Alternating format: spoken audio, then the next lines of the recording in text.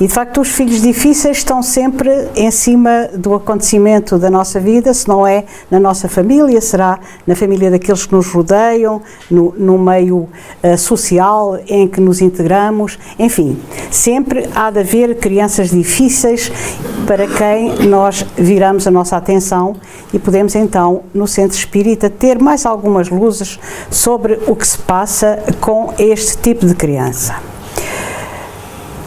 Nós sabemos que quando nasce uma criança, ela é sempre rodeada de um carinho muito especial, gera-se sempre um ambiente fantástico à volta dela. São os avós, a quem os pais eventualmente passam os filhos para os braços, são os manos mais velhos, se os tiverem, e cria-se de facto ali um cenário de harmonia, de cumplicidade, de amizade, capaz de apoiar aquele ser frágil, que tem aquele cheirinho gostoso, não é? E que apareceu na nossa família, despidinho, mas com vontade de viver e de algum modo fazendo um apelo a todos aqueles que o recebem mais de perto. Portanto, o lar, a casa, o casal que recebe este evento está sempre de parabéns, porque foi alguém que veio enriquecer as suas vidas. Entretanto, para o campo médico, para os enfermeiros, os médicos, o que é uma criança? O que é que representou? Um êxito na maternidade e alguém que veio enriquecer as estatísticas do país em que nasceu. Pronto, é mais um ser que veio em boas condições e que veio aumentar de facto a população. Será só isso? Será que, à luz do olhar de Deus, aquela criança não traz consigo mais alguma coisa? Diz-nos a teologia, a ciência que estuda as coisas de Deus, que Deus criou mais uma alma para o cenário da vida. Mais uma alma que veio enriquecer o mundo e torná-lo mais feliz, mais diverso, enfim. Isto é para a teologia. E, entretanto, com estas 2 ou 3 ideias, nós levamos o menino para casa. Acontece que, ao chegar a casa, a criança é de facto uma luz para os pais. E, mais uma vez, vem gerar um ambiente especial naquele lar, vem despertar carinho, vem despertar emoções, enriquecer a alma daqueles que mais de perto o acompanharam até antes do seu nascimento. Aquele ser precisa necessariamente de conforto, de aconchego, seja em que tipo de lar ele tenha nascido. Esta ideia do aconchego, do conforto, do acarinhar, da recepção, é válida tanto para criança que nasça em berço de ouro, como para criança que nasça em berço de madeira. Só por uma questão de empatia, eu direi que foi num berço destes que eu e quase todos os meus irmãos, os primeiros 5, pelo menos, tivemos um berço assim. Este berço, está claro que depois a minha mãe pôs um colchãozinho, não é? Tem algumas características muito próprias que dá para pegar, portanto, para levar de um lado para o outro, e como tem feitio de barquinho, dá para embalar. Na minha aldeia, as mulheres levavam os meninos à cabeça, para a horta, dentro do berço. Dava jeito, na verdade. Por outro lado, de algum modo eu fui uma vítima destes berços, porque como era a mais velha de uma família extensa, o menino chorava, ou a menina, e a minha mãe tinha mais que fazer do que estar a olhar para o bebê, chamava-me quando eu andava a brincar na rua para embalar o menino. E muitas vezes acabaram as minhas brincadeiras disso, me lembro-me perfeitamente. Eu ficava tão triste quando a minha mãe me chamava para ir embalar o menino, vocês nem imaginam. Mas pronto, isto é uma parte, só para dizer... Um fiozinho, estava a ver? Não, isto fazia assim, fazia aquele barulho de tábua, está a ver, porque isto era tábua. Pronto, eu ia embalando. Eu dá-me a ideia que a criança depois já estava meio tonta, não é? Porque aquele embalar é como quem vai para a berlenga. Bem, mas isto é uma parte. Que acabavam por adormecer. Quando eles dormiam, ficava todo contente porque ia para a rua outra vez. Dos meus 2 irmãos, mais a seguir, lembro-me perfeitamente. Então, voltando à conversa, tanto dá para nascer, tanto dá para aconchegar um bebê num berço de ouro, como dá para aconchegar num bercinho de madeira. Então, aquela criança, na nossa expectativa, transformar-se-á a pouco e pouco, com o nosso esforço, com o nosso carinho, com todas as nossas energias, com todo aquilo, o bem que lhe queremos, ir-se-á transformar na criança ideal. A verdade, porém, é que nem sempre isso acontece. E, muitas das vezes, aquela criança que a gente achava um doce, acaba por se tornar refratária aos nossos mimos, quase que nos sacode, sem nós sabermos porquê, e isso entristece-nos aos pais, aos avós, aos adultos de uma forma geral. E ela poder-se-á revelar uma criança rebelde, não quer nada, está tudo mal com ela, é sempre do contra. Mas porquê que a criança é assim? Por outro lado, poderá também acontecer que aquela criança se torne uma criança revoltada. E aí complica muito a vida familiar, porque nada está bem com aquela criança, nada chega para ela e é de facto um motivo de preocupação e desencanto para aqueles que a rodeiam, porque estavam à espera de um miminho, de um carinho, e dali parece que está contra tudo e contra todos neste mundo. Depois há ainda aquele tipo de criança, como nós vamos aqui, esta pequena, que parece a rainha de tudo. É ela que risca e mesmo assim ainda está sempre de mau humor. Por mais que se lhe faça, por mais que se mime, é sempre do contra. Acaba até por criar mau ambiente dentro de uma sociedade mais alargada, porque parece estar sempre desconfiada com tudo e com todos. E que fazer? Ficamos perante esta situação. Depois chegará ao ponto da criança se tornar agressiva. E aqui a montanha dos problemas vai-se alargando quando, mal que nos descuidamos, está-nos a dar um estalo ou um pontapé, não é? Acontece dentro do nosso ambiente social, isto acontece. Perguntamos porquê? Mas que mal é que eu fiz a esta criança? Eu costumo muitas vezes. Será que é porque nós não gostamos a ensinar bem? Não é.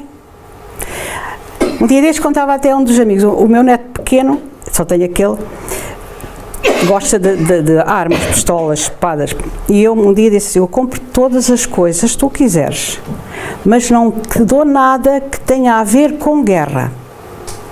Por isso já ficas a saber, nem conversas com coisas de guerra, nem com pancada, essa coisa acabou. Um dia destes quis à força toda que eu lhe fosse comprar uma pistola. E eu disse: olha, mas a gente não tinha já falado oh vó, eu já sei, tu vais dizer que é coisas que não são coisas de que não me dás coisas de guerra, mas eu sou do lado daqueles que querem a paz.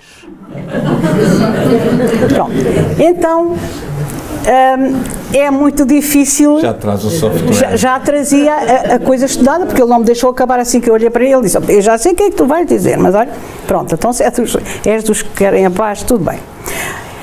Enfim, isto é uma escalada de violência com que pais e professores se veem enfrentados no dia a dia que abraçamos. E finalmente, a criança chega ao ponto de se tornar insuportável. E aí vêm, de facto, as grandes preocupações. Até parece que ao princípio até tinha uma certa graça. Não é? O menino fez isto ou fez aquilo, que gracinha. O pior é quando a gracinha passa a não ter graça nenhuma e acaba por nos ferir por dentro. Aí é que as coisas já não estão assim tão facilitadas. Portanto, e chegamos à juventude.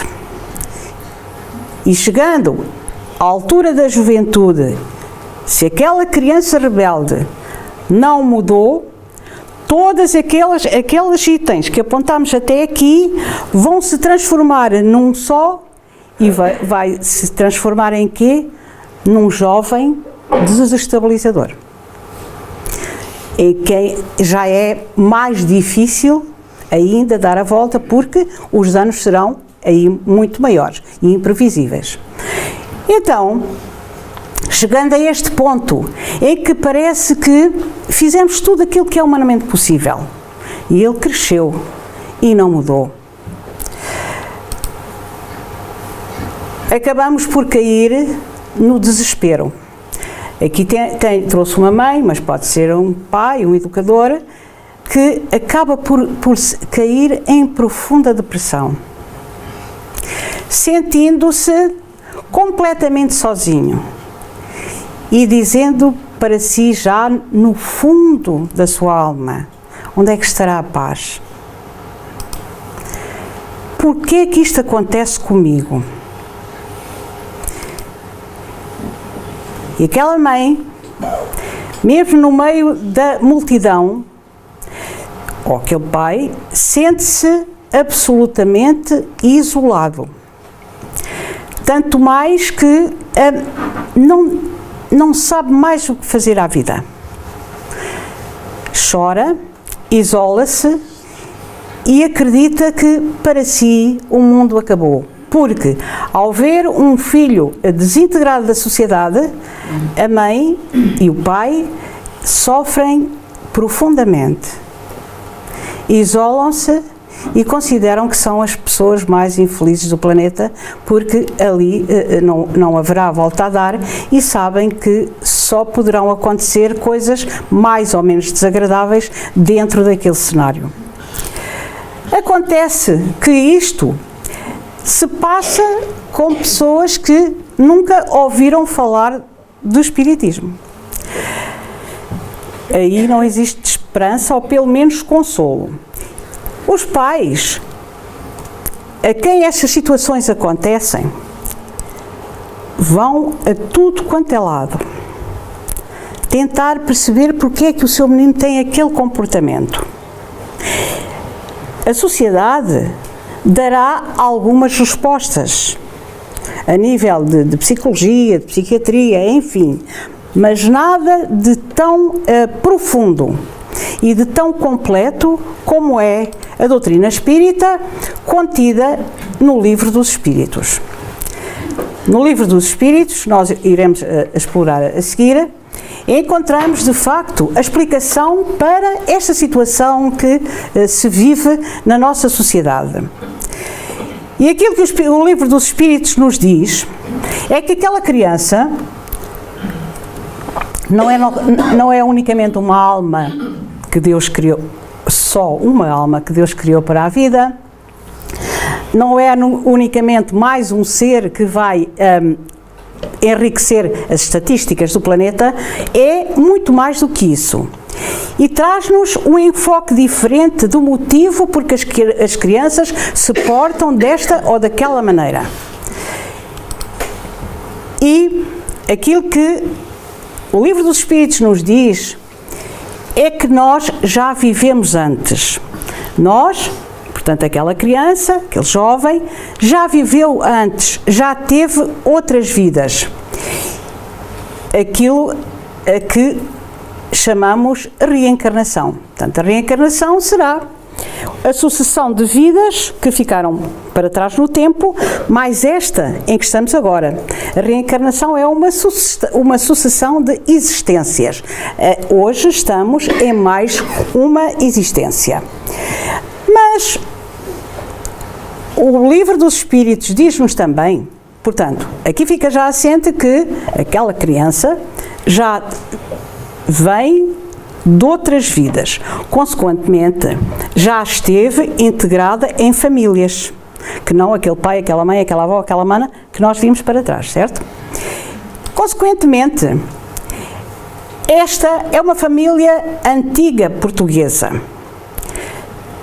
Muito provavelmente, ou se calhar, um de nós já teve esta configuração física.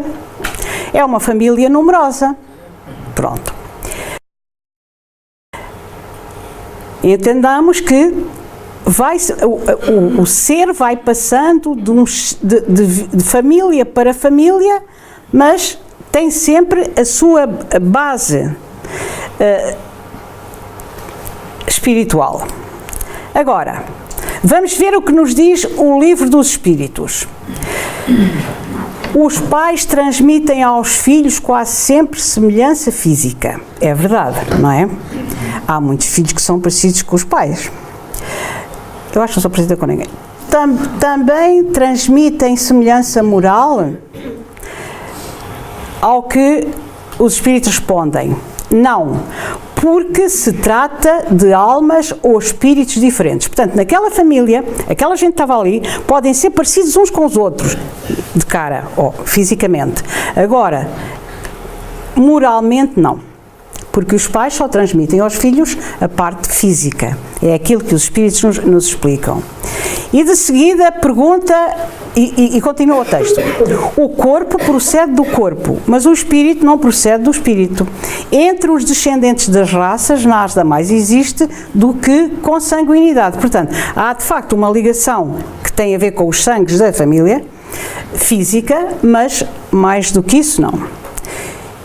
E continua Allan Kardec: de onde vêm as semelhanças morais que existem às vezes entre os pais e os filhos? Afinal há semelhanças morais. E a gente pensa assim: pronto, afinal o espírito do pai tem a ver com o espírito do filho. E tem. São espíritos simpáticos, atraídos pela afinidade das suas inclinações. Vejam bem, naquela família pode haver semelhanças físicas, que há naturalmente, porque são das coisas terrenas, mas também podem haver semelhanças morais. Porquê? Porque aqueles espíritos que estão ali, em outras vidas e no mundo espiritual, já conviveram e já são amigos, pensam da mesma maneira, e quando se encontram na família carnal, têm muitos pontos de comum, pensam exatamente uns como os outros. O que é que isso quer dizer? Que são espíritos que pertencem à nossa família espiritual e que vieram mais uma vez viver na nossa família terrena, enriquecendo-nos e sendo parecidos connosco. Às vezes até se diz: olha, tal pai, tal filho. Não é no físico, é na maneira de ser e de pensar. Porquê? Foi agora? Não, já pensavam assim há muito tempo. E vieram mais uma vez viver juntos numa família para se enriquecerem e se poderem ajudar ainda mais, evoluir em conjunto. Agora... Mas também é ao contrário, não é? Que a pessoa dizer assim: epá, não sei quem é que tu sais. Não é ao pai nem à mãe, o teu feitio estupurado, não é? Aí já temos outra... Sim, é? quer que eu responda? Acontece. Isso também acontece. Acontece, eu ia dizer agora, mas já uma vez que o Lucas meteu a colher. Lembrei-me de mim. Também acontece que haja filhos que de algum modo vêm ali estragar o conjunto, e especialmente em famílias numerosas, como era aquela ali. Em famílias numerosas acontece com frequência. Há assim na minha família, nota-se perfeitamente, há um grupo de filhos que mais ou menos jogam na mesma equipa. E depois há 2 ou 3 que fogem um bocadinho ao esquema.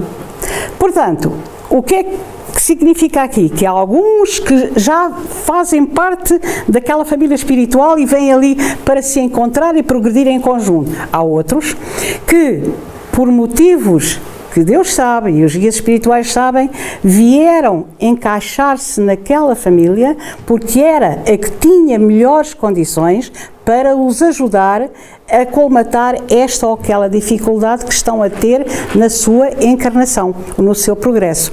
E então, estudado o que é o esquema da reencarnação, aquele espírito é integrado naquela família. E a pouco e pouco vai-se enriquecer com o carinho que sente entre os outros elementos e, por outro lado, vai ser também motivo de desafio para aqueles que o receberam sem que nunca tivesse feito parte da sua família espiritual. Portanto, há estas 2 vertentes. Agora, são de facto aqueles filhos que às vezes nos causam aqueles problemas, mas também isto também tem uma coisa simpática, é que o facto de, na nossa família, estou a falar num casal, recebermos alguém com dificuldades, vai enriquecer o próprio património dos pais. Eles próprios vão aprender com aquele ser as dificuldades porque ele está a passar, onde arranjar processo de o ajudar a libertar-se, e isso também irá enriquecê-los àquele conjunto e alargando assim a família espiritual. Bom, mas vamos continuar. Isto aqui foi só para lhe explicar. Então, daqui chegamos à conclusão que aquele espíritozinho que tinha lá o bracinho de ouro ou de pau não é assim tão folha em branco. Raul Teixeira diz que os filhos são como um livro que já vem com muita página escrita. Eles já trazem muita bagagem agora e ela vem planeadinha. Aonde? Do mundo espiritual. Vem a malinha, vem o chapéu e vamos para mais uma experiência estudada, planeada no mundo espiritual, já disse, e vamos lá ver como é que eu me liberto desta, uma vez que trago planos para uma nova vida. E ninguém nasce ao caso, como vimos aqui. Toda a encarnação é programada no mundo espiritual de modo a atingir os maiores objetivos possíveis. Agora, então, está aqui a questão que o Lucas pôs. Porquê é que pais bons e virtuosos têm filhos perversos? Perguntam os espíritos. Ou seja, porquê é que as boas qualidades dos pais não atraem sempre, por simpatia, bons espíritos como filhos? Isso o Lucas nunca teria naquela família, está a ver? Aqui tem a resposta. Ora bem, porque só veio atrapalhar. Pois é. Um mau espírito pode pedir bons pais na esperança de que os seus conselhos o dirijam por uma senda melhor, e muitas vezes Deus atende, e portanto é um espírito que está em dificuldade para a sua encarnação e pede-se licença para encarnar nesta ou naquela família, porque acha que aquelas pessoas têm condições para o receber, e aqui Deus atende-lhe o pedido. Ora bem, o êxito ou inêxito dentro da família terá a ver com o facto do espírito conseguir ou não atingir o programa que traçou. Se ele conseguir o programa que traçou, vai ser um anjo no meio de uma família salutar. Mas se ele falha, então é o descalabro. E nós vemos no Evangelho segundo o Espiritismo, na parte que fala da ingratidão dos filhos, vemos filhos que até determinada altura aquilo parece que vai muito bem, de repente cai. Falhou ali no seu projeto inicial. E quando nós vemos um filho nessas condições, aquilo que o Evangelho nos aconselha é nós pensarmos assim: aqui estão duas almas a passar por dificuldades, tu e eu. Um de nós errou no passado. Agora temos que ver é como é que nos vamos reabilitar daqui para a frente. Não sabemos, paciência, mas que houve ali uma fricção qualquer que depois se veio a revelar no seio familiar, é notório. Ainda, os pais poderão, pelos seus pensamentos e as suas preces, atrair para o corpo do filho um bom espírito, em lugar de um espírito inferior. E dirão vocês, era bom, que se os pais, pedindo a Deus, agora vamos ter um bebê, Deus queira que ele seja um espírito esplendoroso, que só venha aqui dar lições de sabedoria a esta gente. Olhem, mas a resposta é desoladora. Não. Mas podem melhorar o espírito da criança a que deram nascimento e que lhes foi confiada. Esse é o seu dever. Filhos maus são uma prova para os pais. Portanto, não podemos pedir a Deus que nos dê um filho soberbo, não é? Mas pelos nossos pensamentos, pelas nossas preces, até antes dele nascer, vamos pedindo a Deus que abençoe aquela criança, de modo a que quando ela chegar ao nosso lar, ela se sinta, de algum modo, já familiarizada conosco. Continuando. E então, perante todo este contexto de filhos, nós poderemos perguntar, então, e quem será que está aqui? Já sabemos que é um espírito que vem de outras vidas. Pelos vistos, é capaz de ter vindo de uma família a que nós pertencemos anteriormente. E às vezes pomos a estudar o bebê, a ver se ainda lá nos antepassados haverá alguém que se identifique com aquele feitio. Há agora uma série de itens, de pontos que eu queria ver aqui convosco e a gente vai saber quem é aquele indivíduo. Primeiro, temos o ponto que a doutrina espírita nos explica, que a Terra é um mundo de expiação e provas. Há outros mundos mais felizes. Consequentemente, na Terra predomina o mal. Ponto 1. Portanto, os espíritos que pululam à volta da Terra e que estão à espera de reencarnar não são nenhum santos. Não é? Uma vez que a Terra é um mundo de expiação e provas, portanto, os espíritos que por aqui habitam são espíritos ainda muito endividados. Ponto 1. Portanto, aqui já há um palpite. Depois, temos ainda, e já falámos aqui, que a reencarnação se dá, como diz Divaldo Franco, por clãs, quase sempre na mesma família. As famílias vão se sucedendo, mas pais de agora poderão ser irmãos numa vida futura. Portanto, é sempre mais ou menos os mesmos espíritos, tirando aquelas exceções que eu disse, dos que se vão infiltrando para aprender as mesmas experiências diferentes, mas a verdade é que e isso faz toda a lógica, porque se encarnamos para evoluir, estando na mesma família, o aprendizado é constante, não vale a pena andarmos a mudar de escola se temos aquela escola. Então vamos sempre fazendo diversos cursinhos dentro do mesmo grupo familiar. Portanto, já temos aqui que é quase certeza que aquele ser já pertenceu à nossa família. Depois, terceira questão. Que tipo de espíritos é que reencarnam aqui? Olhem, obsessores, não é? Quem é que nos diz a nós que o espírito que reencarnou na nossa família não foi até há pouco tempo um espírito obsessor que andou por aí a atazanar a vida dos outros? Nossa, até. Ou a nossa, já não ia tão longe.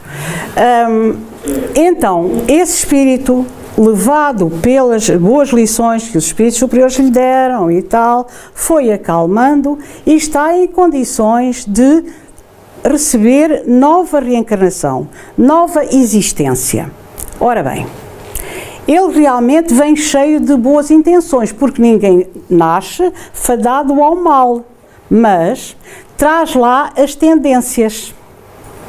O que é que aquele espírito foi até há pouco tempo? Vingativo, ameaçador, mentiroso, suicida. É com isto que nós temos que contar.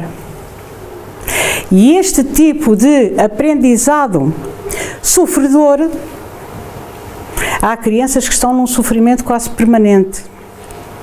Parece que nasceram para sofrer. Quem sabe? Explorados. Quantos seres desencarnam neste momento vítima da exploração humana? Quando eles voltarem, esse tipo de exploração por que passaram vem-lhe marcado na alma. Vem lá dentro da mala. E é com isso que nós temos que contar.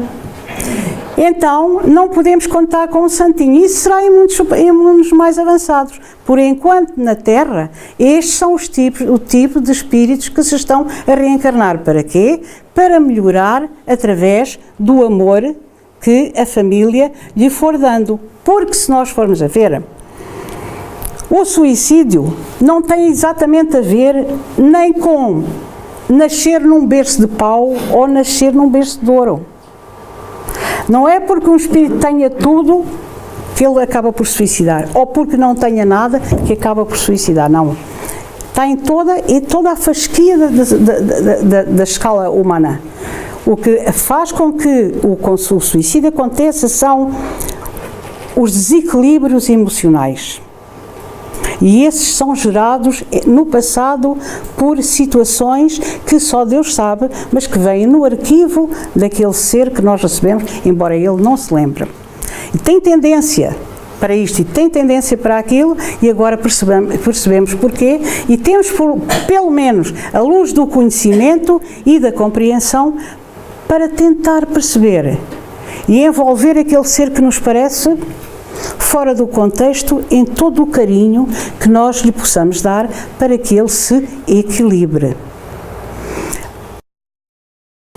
Entretanto, esta aqui foi um bocadito dura. Podemos então começar a olhar para a criança que recebemos no lar com outros olhos. Ela precisa de amor, precisa de carinho, precisa de alimentação, é completamente desprotegida, mas está aflita, sempre. Então, o que é que este ser precisa fundamentalmente? Em todas as situações, dentro de todos aqueles parâmetros que eu apontei ali, seja lá quem for, e venha de que experiências viver, precisa de carinho e de paciência. Então estes dois ingredientes têm que estar presentes em qualquer situação, até que a alma nos doa. Entretanto, e é exatamente no lar, na família, que estas situações se irão resolver a pouco e pouco. Por isso, Joana de Ângelis aposta fortemente na união familiar, para poder esclarecer e melhorar o tecido humano da Terra. E na obra Constelação Familiar ela tem este pequeno texto que vos trago. Emoções conturbadas podem ter dado origem a suicídio e a criança volta para se reequilibrar pelo amor dos pais. O programa reencarnatório da criança conta com os pais para ter êxito. Isto é muito importante, parem. Aquele programa que a criança fez, lá o espíritozinho, ao vir à Terra, dentro desse encaixe, desse papelinho que ela traz, que é o seu projeto, está a ação dos pais. Ela precisa dos pais para realizar o seu projeto de melhoramento. Portanto, isto é muito importante. E diz-nos então, Joana, o lar é o local de reencontro e de transformações emocionais que se fazem necessárias sob a inspiração do amor. Onde reinar o amor, as transformações emocionais ir-se-ão dando a pouco e pouco no seio da família. E nós vemos na nossa família, e cada um pode imaginar a sua, especialmente aqueles que têm famílias numerosas, as situações alegres que se passaram ao longo, ou já se passaram ao longo da nossa existência. Os pequenos momentos, os grandes momentos, os nascimentos, as doenças, as dificuldades, a morte, dentro do seio familiar, uniu-nos ou não? Enriqueceu-nos ou não? É esse encontro dentro do lar, o enriquecimento que se faz, e isso também é preciso habilidade dos pais para conjugarem todas essas forças no sentido de unir os filhos, percebendo que eles são pessoas diferentes e com dificuldades. Ainda diz Joana, a família é sempre o sublime laboratório de caldeamento de espíritos. O facto de sermos diferentes e de nos encontrarmos às vezes por esta e por aquela situação enriquece-nos. Por isso é que ela diz o caldeamento. Ensejando as experiências iluminativas mais variadas no educandário terrestre. E porque um sobrinho entrou para a universidade, ficamos todos contentes. Todos. O grupo. Pronto, e é aqui que está a riqueza da família, é aqui que nós devemos apostar em força. Joana de Ângeles é muito taxativa neste aspecto. Tá. Mas para além disso, para além do lar, nós temos no Centro Espírita mais uma fonte de fortalecimento. Porque é assim, quando é que se começa a dobrar uma criança? Dentro daqueles parâmetros que vimos há bocado de dificuldade, desde o nascimento. Como eu disse, achamos graça, porque deixamos de achar graça e já não tem graça nenhuma, não é? Mas tem que se lhe dar também valores humanos, valores morais, e isso poderemos encontrar, e é mais na infância, porque quando chega à idade adulta já é mais difícil. Porquê? Porque o ser que até ali estava ainda em transformação, digamos, em ligação do corpo espiritual ao corpo físico, chegando à idade adulta, está completo o sistema de ligação entre o corpo espiritual e o corpo físico, todos os órgãos estão completamente formados e a funcionar, e o espírito revela-se tal qual é. Já sem o apanágio, os paninhos quentes e tal, da mãe e da avó e por aí dentro. Até se costuma dizer, às vezes, quando acompanhamos não de tão de perto um jovem, dizemos, engraçado, mudou. Mas é que mudou mesmo. Mudou porque se mostrou tal qual ele é. Enriquecido agora com as experiências que lhe foram sendo incutidas ao longo da infância e da juventude. Então dizia eu que no Centro Espírita temos uma ferramenta fantástica que é a evangelização infanto-juvenil, em que as crianças se encontram não para se tornarem espíritas, mas perceberem qual é o verdadeiro sentido da vida, da existência, os valores morais por que se devem ligar. Agora, chegamos à parte dolorosa. E devemos aceitar tudo? Esta é a grande questão. Será que acabam por fazer de nós algo de inútil? Pode acontecer. E então, vamos ver o que diz Joana de Ângeles na obra Constelação Familiar. Paciência e afabilidade, compreensão das ofensas e das rebeldias em que se comprazem. Até aqui, de acordo. Paciência, carinho, compreensão, tudo. Mas isto, porém, não justifica que os mesmos sejam cobradores impertinentes, porque não estão isentos também de culpa e de gravames. Portanto, aquele espírito também traz responsabilidades para esta vida. Eu sou assim, eu já estudei espiritismo, isto tem a ver com aquilo que a minha mãe me ensinou. Não. Isto não é assim.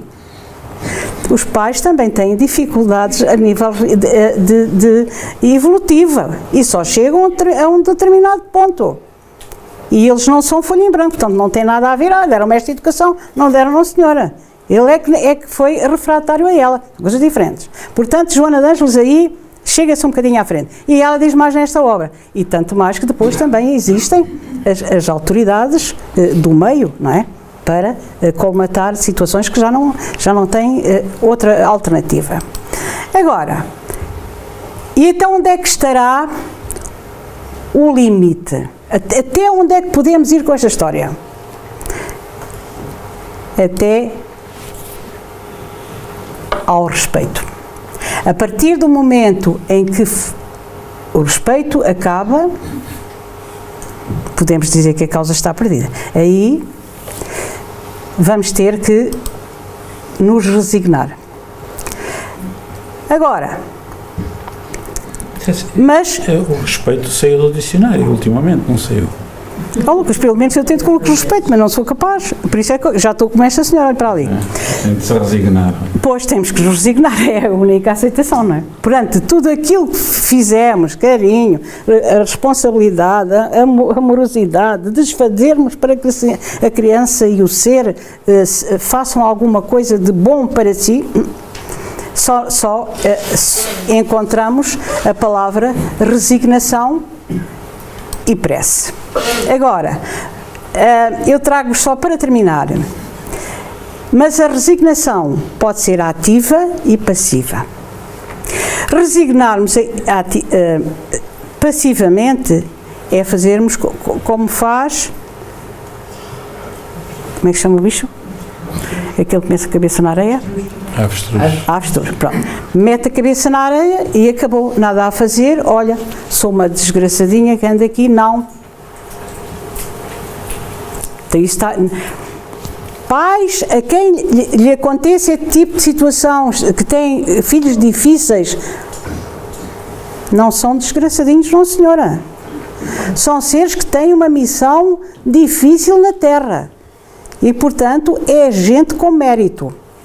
Mas nós vamos ver agora aqui, neste bocadinho de texto, exatamente aquilo que nos faz sangrar a alma. Sabemos que com os filhos vai passar, não é? Que aquilo que nós fizemos fica feito, é importante, vai fazer parte do nosso arquivo de conquistas. Agora, vamos ver dois ou três parágrafos de um espírito que, ao que soube, na última encarnação teve 11 filhos. Portanto, uma senhora que viveu de perto, se calhar, muitos dramas relacionados com filhos difíceis. Compreensível a dor moral perante estes episódios, mas não se permita desolação e desespero.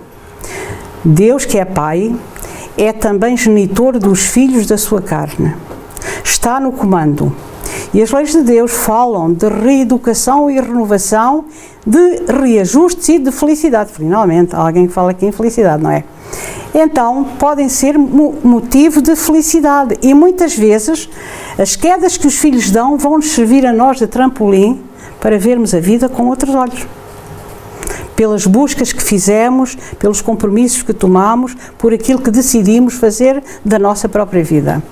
Não se perca então, supondo-se ao desamparo do Criador. Do mesmo modo, olhem para este, que lindo, do mesmo modo, prepare-se para ouvir aqui ou ali as referências sobre a falta de orientação no lar, ou sobre a desatenção dos pais, quando você sabe que não é bem assim. Aqui é mesmo o que o mundo faz. Os pais, e era aquela senhora que vimos há bocado lá na escadaria, ela sentia-se sozinha de toda a maneira. Até por saber que os olhos da sociedade estão postos nela como uma pessoa diferente e que acaba por se sentir isolada.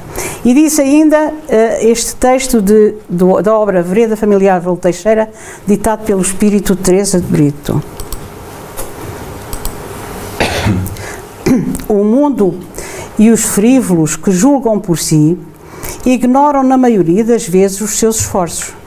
Aceite, sem abandonar a luta, os desafios e as caluniosas influências, certo que Deus vê, Deus sabe, sendo Ele a indispensável testemunha em tais questões. Realize a sua parte e confie na ação final do Pai comum, sem deixar de amar profundamente os que lhe dão torturantes preocupações agora e que se tornarão créditos de luz na sua caminhada logo mais. Portanto, os filhos poder-se-ão tornar créditos de luz para aqueles que suportam provas difíceis nesta existência e na atualidade. E pronto, era este o tema que eu trazia para hoje. Muito bem.